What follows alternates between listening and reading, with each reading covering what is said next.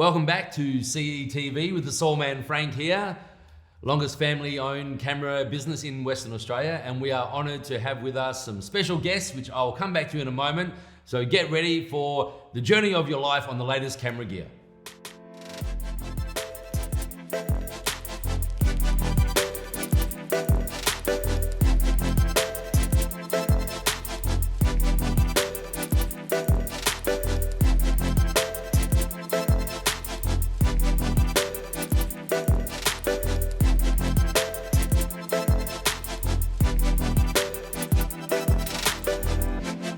Okay, so I mentioned the journey of your life with the latest and greatest camera gear and camera electronic family-owned business. So we could not be in business without our amazing customers and supporters and top-end professional photographers. And sitting to my left is Zora and Dan Avila from Dan and Zora Photography and Adventures. Guys, it's an honor to have you here. Tell us a bit about what you shoot and what you do. Thank you, Sol. Thanks for having us. So we do commercial photography and videography, not just locally, but around the globe. So all sorts of things. Anyway. Yeah, we've, as you know, Saul, we've been working with you guys and had a great long relationship with the Frank brothers for a long time, and always had an opportunity to play with the new and latest and greatest gear. Typically, as you know, our work is a bit more remote, a bit different. So from the high Arctic all the way down to Antarctica. So we're very specific with the gear that we use because it needs to be able to tolerate some extremes, much like us. I know, and with Fujifilm, which we're going to be talking about in a second, they've got some outstanding quality weather seals and handles all kinds of areas. And you guys basically, as you said, full production studio, but you travel all over the globe, travel photography, landscape, fashion, portrait, you do really everything. Yeah. And so this camera system we're going to be talking about today from Fujifilm can handle everything you throw at it, right? Well, even with the Fujifilm, Zora and I were talking about it the other day, we've had the Fujifilm product in 55-degree heat where it's literally, you know, things are melting all over the place, but we've worked those cameras in those conditions. Camera didn't melt. Camera didn't melt. Yeah. We almost did, down to what's our personal best, cold? The cold, minus 45. Minus 45 degrees in northern China. Celsius. You won't get that in Western Australia. No, Ever. no. If you do, we're in a lot more trouble. That's right. Yeah. Right, so what's some of the models you're using at the moment from Fujifilm? So, Zora? Well, I've been shooting with the XT range for a long time. So XT3, I started with XT3, XT4, now the XT5. And Dan has... Yeah, so the GFX model, really, since the inception of the GFX line, we've had them from the beginning, from the first GFX50 right the way through, and our daily big beast of a workhorse is the GFX100, so the full size, not the S which is here, but the full size camera. So that's the main workhorse. Yeah, and so the two main current models that we've got here today is the GFX50S II and the GFX100S. Yes. And some of their exquisite lenses. And do you ever get a chance to use the XT5? Yes. Every now and again, allowed to touch it. Yeah, no, actually, it's an amazing camera. How do you find it working with both systems, medium format and APS-C? Is the menus all pretty easy to follow? And super easy. Yeah, right. Yeah, do you get a chance to use the GFX sometimes? Yeah, I do. So, I mean, a lot of the work that we do, we really need the premium quality output that the GFX produces, so those files are just amazing, and you know the quality that you get from the GFX in a commercial setting is often really necessary. So sometimes I have to put away the XT5 and go and use the GFX. So that's so we do swap around from time to time, and I use the GFX when it's necessary. You know, he might be using, say, doing video, and I'll be shooting with the camera. Oh, fantastic. Yeah. So you guys are doing video with the Fujifilm system as well? The XT5 has changed the game for Fujifilm when it comes to video. Yeah, sometimes that was a big difference with T4 to T5, you would have noticed. Big difference. You know, the new media, to be able to shoot with CF Express Type B card, your data rate is much more improved, your ability to use more edit-friendly codecs, that's the thing. It's a major limitation with the GFX is not being able to shoot with those intermediate codecs like ProRes 422 and HQ. At the moment, but there might be something changing. Well, rumour has it, Saul. Rumour has it. Right, so I think one of the exciting things we hear about today is there's something under this bag, in this bag. Actually, no, I'm not going to take it out. So what's in this bag And we're sending out this video as part of an email for an exciting moment in Fujifilm's history where they're launching a new camera. You guys are the lucky ones. You've been playing with it for the last few weeks or so, you know, under NDAs and embargo. But now this email allows us to talk about it. What is the new model from GFX Fujifilm that you've been testing? Tell them, Zora. It is the GFX100 II. Wow. So you've heard it here at Camera Electronic, family business, GFX100 II. Yes. Is it the same? I'm not even going to take it out of the bag. I'm going to come into Camera Electronic or look it up online, and at the end of this video, you'll see pics of the camera and everything. But I thought it would be exciting to talk a bit about it. Is it same size as the 100, a bit smaller, more like a 100S?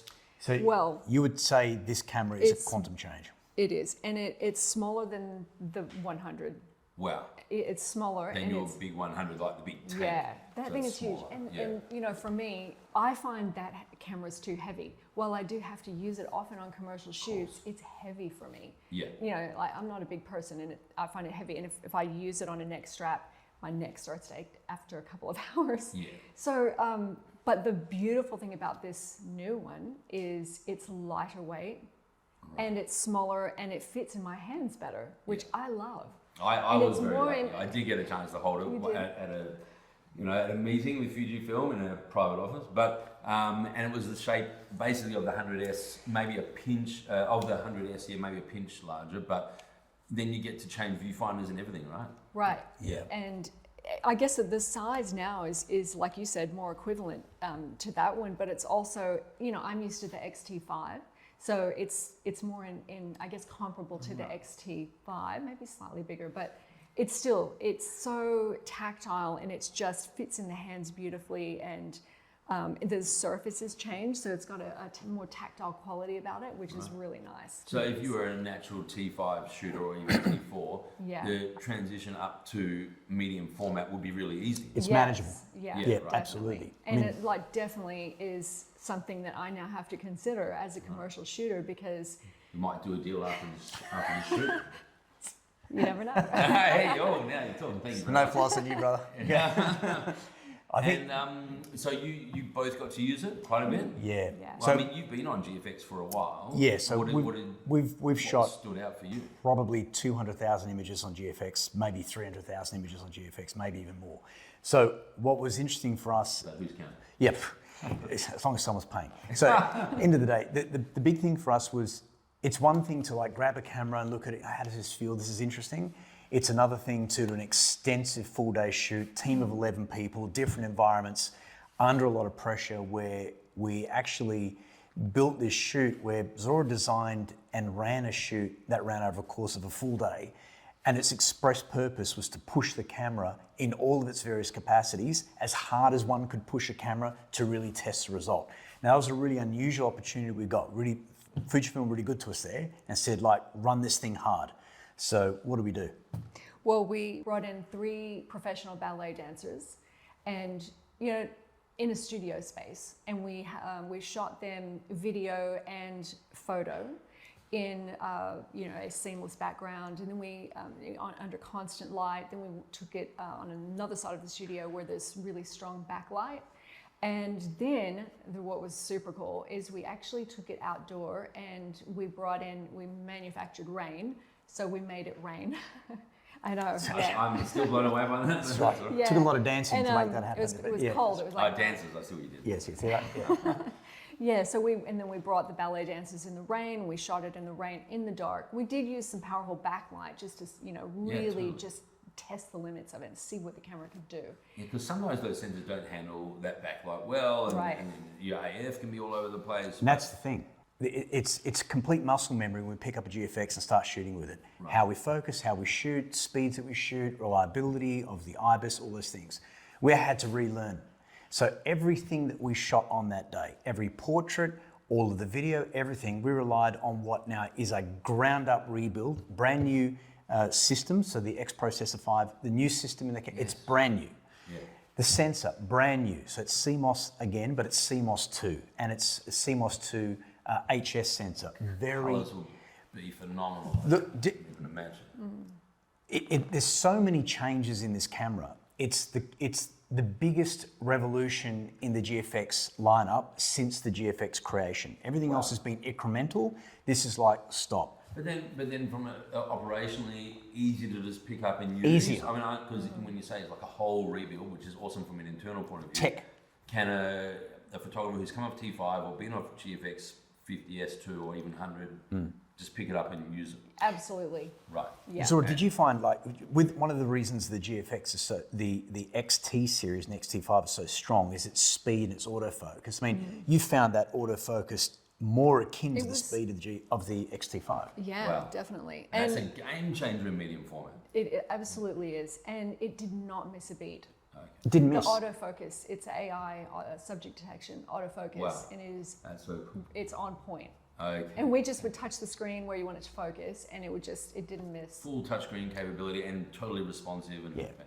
Probably the most interesting thing with the autofocus is the whole AI subject detection. So you can go into there and say, if you're going wildlife, and as you know, we're going to Africa shortly shooting wildlife, you can say, I want this camera to focus on wildlife, and it will pick wildlife and AI track the eyes of wildlife in the wild. Totally unique, because that's happening in a lot of camera systems, but only at a Not a medium format. Yeah. Right.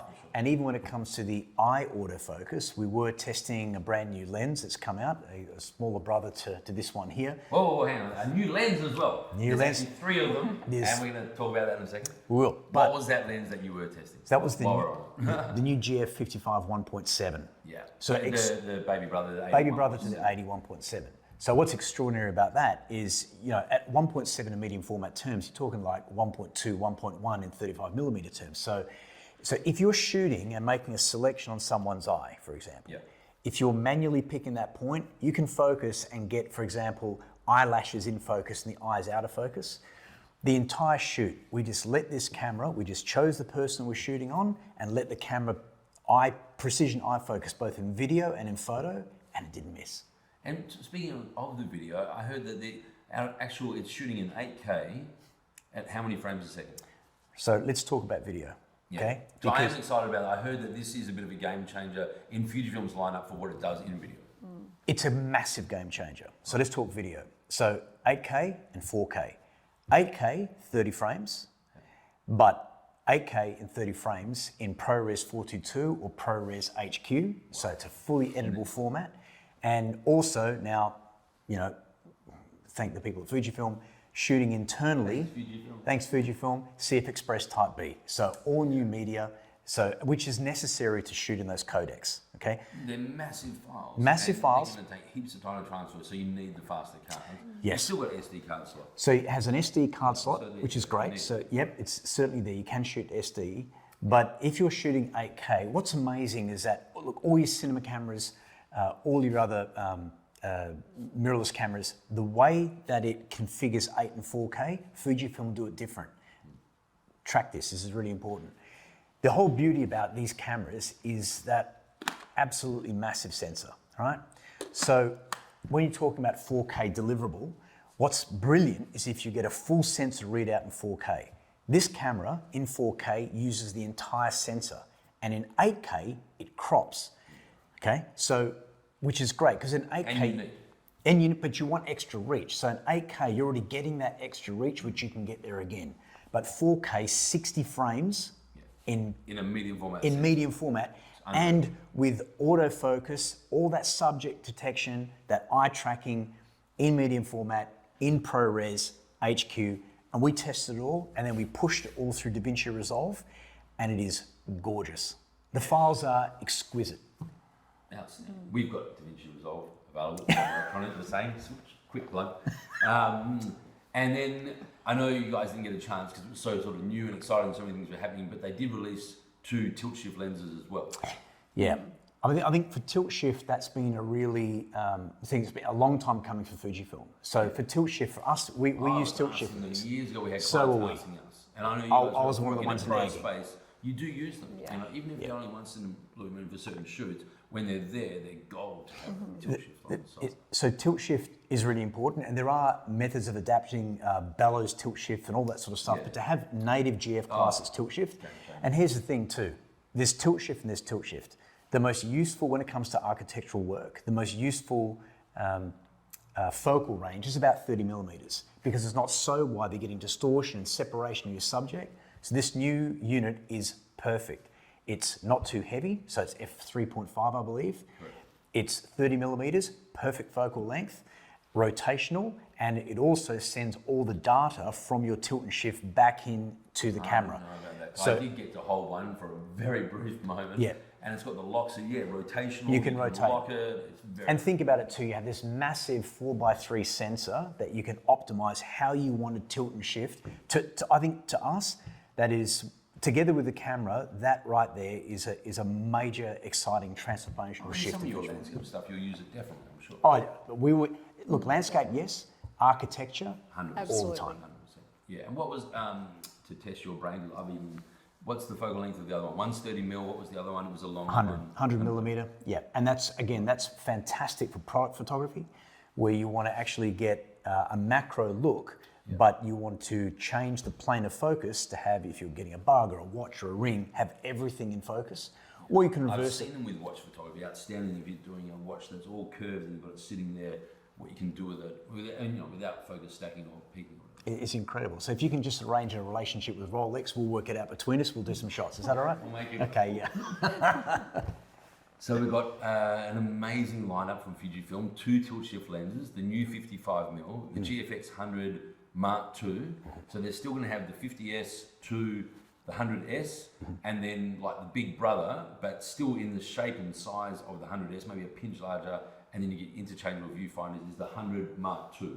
Yes. So I can't wait to see it. A few more changes as well. Even the battery system now, as you know, that Zora and I work between the X Series, XT and the GFX. The new battery system, it's an interchangeable battery between the GFX and the XT series now.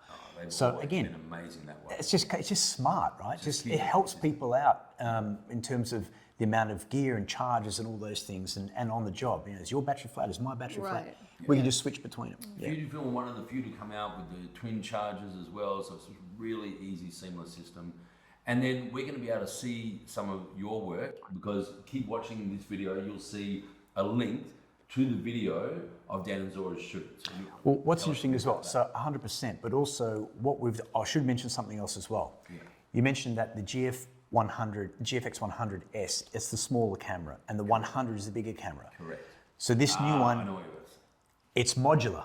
So the new one has a fully integrated grip. So with one screw, it comes together. You can't do that on the 100S. No, you can't. No. And that grip isn't just bolt on top, it bolts in and around, and it's fully operational, so it works like the current 100 that we have, the big So if brick. you want it smaller for you, you just use it as is. And if you want it to feel more like your GFX100, they haven't forgotten about those people, and you just bolt the grip on, and it's just seamless. And with the grip, you still have the internal battery. The grip has 2, so effectively you're swinging 3 batteries at the same time. You're basically good for it is. Yeah. Thought needed to add that was important. Yeah, and the so I'm glad we actually did mention that. My brother did say don't forget about mentioning the grip and One the more thing. viewfinders. Yes. Tell us a bit about the viewfinders, because I know they not on that model, but on the GFX100 II, you can slide them on and off and try different things. Yeah. So we always run the tilting EVF adapter. Yeah. And I know that like you won't use it without it. I love using it. Yeah. Yeah, but So it's been a much easier. habit. You mentioned I love before with your weight and strap in your neck, if you don't have to always do this, and you can actually be, it's just so much better. It's just comfortable to use. Yeah, You can to put use it. yourself in a position where you optimize a shot, right? So you can't just assume that every shot is perfect where you stand. You want to be able to get in different positions. Yeah. So again, it's modular. You can take it on, you can take That'll it off. make and break a great shoot if you can make sure you're seeing all the different angles. Yeah. And not, I don't want the camera's too hard to use. I don't want to do it.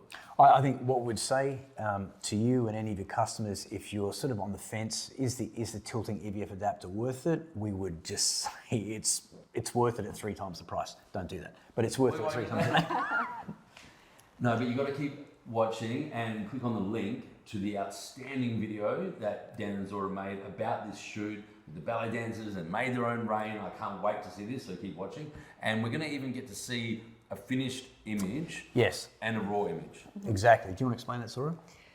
Yeah, so we thought we would make available to anyone who wants to have a look and see what the capability actually is. You can see how we shot effectively in the dark, and we're going to give you guys the opportunity to have a chance to play around with that image, the raw file, and see how it grades up yourself. So that link will make that available to you, and then so anybody, there's no obligation. You can download the hero image for this campaign. That's what we thought we'd use. So you'll see that soon. So that hero image is finished, and if you compare it to the raw file, you would not think it's possible. I mean, look, 102 megapixels is great, no worries at all. The IBIS, extraordinary. We didn't even talk about the IBIS. 8-stop IBIS. 5 up to 8, and that's super exciting. I actually forgot Yes, it. and so look again at 80 millimeters and 50 millimeters. We were shooting dances. We started with a gimbal. We just put the gimbal down. We were hand holding, and it's just beautiful and organic. So just extraordinary. So what we thought we'd do is sort of set Flipped out the screen and everything. screen out, in, out, handheld, standing down, all different conditions. The IBIS is just so predictable. So for video, very important, and for handheld, we're shooting handheld to over a second, no stress. So obviously that won't stop your subject moving, but you can hold it handheld and actually get a waterfall shot, which again, is impossible. Yeah, and the weather ceiling, you could probably even go stand under the waterfall. We did. Did you? Yes, With the we did. camera? With the camera. Yeah. We're in the rain. Hello. Yes, that's right. Well, we brought it when I'm super excited. we brought in the rain. We made it rain for the ballet shoot. Put a fire truck in. Yeah, we That's brought a insane. water truck in, Yeah. and he made it rain. And we put the camera under, and And the camera handled everything without it. beautifully. Well, one of the I mean, things. you don't want to like take it underwater or anything. No, but you do get shoots where you need to be yeah, in rain and stuff. exactly. It could be raining heavy. yeah, so it's weather sealed. Yeah. And there's camera systems that do that, but not in medium format. I think the thing is, you can do it and you can trust it. Yes. So for us, it's Big thing for it. yeah, we're remote. If it can't handle it, something goes wrong. If we're 2 weeks from being able to get back to anywhere, that shoot's over. So the interesting thing with this, that shoot with the rain's on, we were going to shoot in the rain for about an hour and a half. We could do 10 minutes, and these dancers were jackhammering with just cold and pain. So we ended up that key shot, that key image, that's the campaign image, was so dramatic. It was like 3 or 4 stops underexposed. When we pulled it up in post, we Dynamic thought, range would be phenomenal. it's not just the dynamic range, it's the fat in the shadows. You can take what looks completely black and pull detail out of there. It looks like it's supernatural. The detail comes out that you would not expect to be there when you look at the raw It's file. Probably even when you were doing the shoot, you would have even noticed some of those things. No, had no idea. It was incredible. So it is like it's a transformational quantum shift in the capacity of medium format photography. It's amazing. And then with battery life, because there's a lot of tech going on, and there's 8 stops of IBIS, and was it draining the battery? It's about 30% more efficient than the last one. It uses less power to do more. I'm speechless. You saw it here. The Soul Man speechless. Very rare. Very rare. I've never seen it before. Guys, I want to say a huge thank you to you. I'm going to have a quick pause, offset, going to double check some special deals for our listeners, and I think we're going to be throwing in a couple of freebies if you end up buying from Camera Electronic and buying off our website after watching this video. And I think we might even be able to talk Dan and Zora into like doing an autographed print of this image if you buy from Camera Electronic. The price and the link will be at the end of this video is $12,599, and there's a bonus Angel Bird, and there's a bonus dual battery charger, which we discussed earlier, and a bonus battery.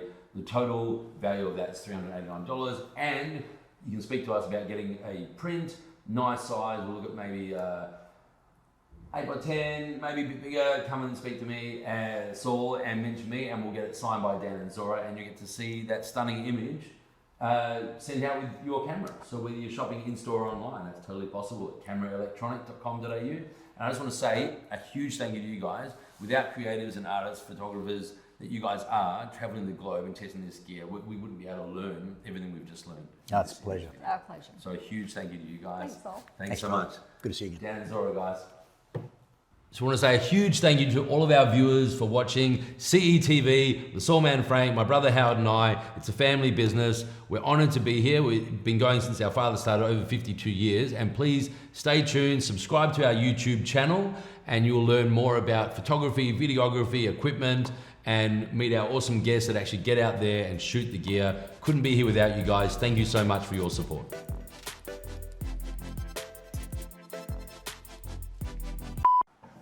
Oh, he's still shooting or something? That's when I check the price. Is it? We did pretty well to go totally unscripted.